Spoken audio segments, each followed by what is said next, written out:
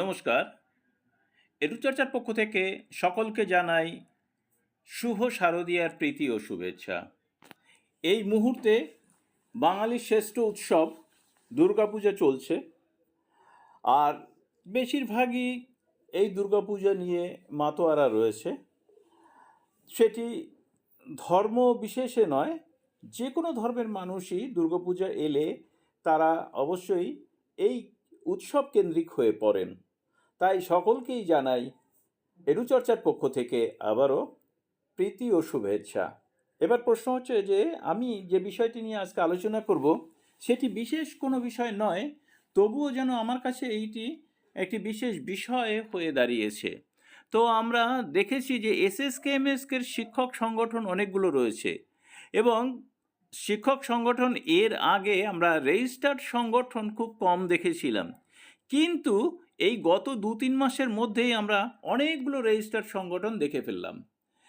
এবার এসএসকেএমএসকের শিক্ষকদের বা এসএসকেএমএসকের মানে শিক্ষা কেন্দ্রগুলির কতটা উন্নতি ঘটবে এই সংগঠন বৃদ্ধির সঙ্গে সঙ্গে সেটি কিন্তু সময় বলবে। তবে আমরা একটি নতুন সংগঠনের নতুন ঠিক নয়, পুরনো যে সমস্ত শিক্ষক নেতৃত্ব ছিলেন তাদের মধ্যেই কেউ কেউ বা অনেকেই এর সঙ্গে যুক্ত হয়ে একটি নতুন রেজিস্টার্ড সংগঠন তৈরি করেছেন। এর আগে যে সমস্ত সংগঠন ছিল সেগুলো ছিল আনরেজিস্টার্ড। তো রেজিস্টার্ড সংগঠন সেটি হচ্ছে পশ্চিমবঙ্গ এসএসকেএমএসকে শিক্ষক ও একাডেমিক সুপারভাইজার সমন্বয় সমিতি নামে যে সংগঠন রয়েছে, এটা রেজিস্টার্ড হয়েছে। তো আমরা অনেকেই হয়তো জানি যে গত কয়েকদিন আগে মুর্শিদাবাদে কিন্তু শিক্ষক নেতৃত্বগণ মিলিত হয়েছিলেন, এবং সেখানেই কিন্তু এই সংগঠনের রেজিস্ট্রেশনের ব্যাপারটি নিয়ে কিন্তু সব কিছু কর্মকাণ্ড হয়েছে।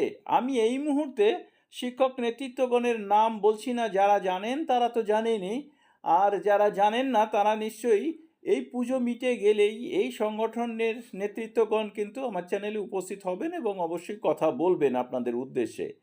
তো আমি মনে করি যে যত সংগঠনই তৈরি হোক বা না হোক, সংগঠনের নেতৃত্বের একটাই উদ্দেশ্য, সেখানে হচ্ছে এসএসকেএমএসকের উন্নতি এবং এসএসকেএমএসকের শিক্ষক একাডেমিক সুপারভাইজার এবং এসএসকেএমএসকের শিক্ষক কেন্দ্রগুলি তাদের উন্নতি। এবার প্রশ্ন হচ্ছে যে এই উন্নতি ঘটলে কি ছাত্রছাত্রীর উন্নতি ঘটবে?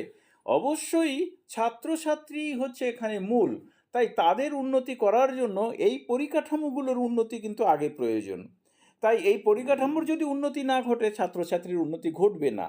তাই ছাত্রছাত্রী অবশ্যই মূল যেহেতু, তাই পাশাপাশি পরিকাঠামোর উন্নয়নের কথাই আমরা এখানে আলোচনা করছি। এই পরিকাঠামো বলতে গিয়ে আমি বলতে চাই যে এসএসকেএমএসকের শিক্ষক নিয়োগ বা অন্যান্য যা কিছু রয়েছে, বেতন বৃদ্ধি, শুধু বেতন বৃদ্ধি বলে আমরা যদি লাভঝাপ করি সেটাও ভালো দেখায় না, তাই শিক্ষক নিয়োগটাই মূল।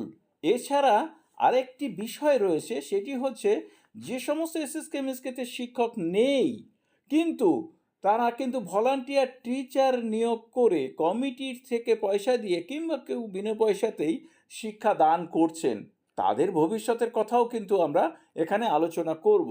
পরের ভিডিওতে এদেরকে নিয়েও আমি আলোচনা করব। এখন আমি জাস্ট ছুঁয়ে যাচ্ছি যে যত শিক্ষক সংগঠন রেজিস্টার্ড হচ্ছে তারা হয় সরকারপন্থী নয় সরকার বিরোধী, কিন্তু এই যে নতুন রেজিস্টার্ড হলো সংস্থাটি, এই সংগঠন কিন্তু সরকারপন্থী বা সরকার বিরোধী বলে নয়, এরা একটা ট্রাস্টি গঠন করেছে, যে ট্রাস্টিতে সরকার পক্ষের লোকও থাকবে যেমন সরকার বিরোধী লোকও থাকতে পারে। এই নিয়ে তাদের কোনো কি বলবো মতভেদ নেই।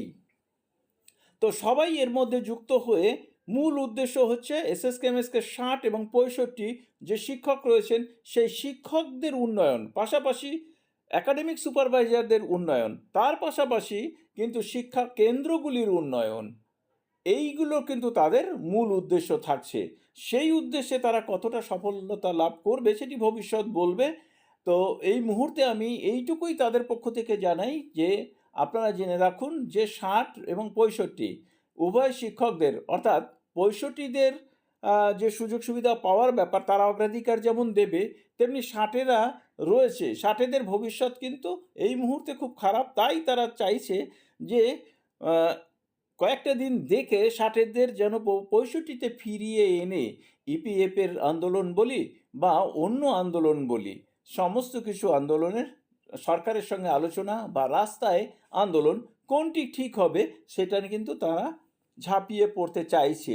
এই মুহূর্তে প্রত্যেকেই আমরা চাইছি যে ভালোই উৎসব কেটে যাক, তারপরে আবার স্কুল খুলবে, পেশাদারি সংগঠনরা আবার তাদের পেশার বিষয় নিয়ে রাস্তায় আন্দোলন করবে বা তেমন যদি পরিস্থিতি হয় কোর্টের আন্দোলনেও নামবে। আবার সকলকে শুভ শারদীয়ার প্রীতি ও শুভেচ্ছা জানিয়ে শেষ করছি। ভালো থাকবেন, সুস্থ থাকবেন।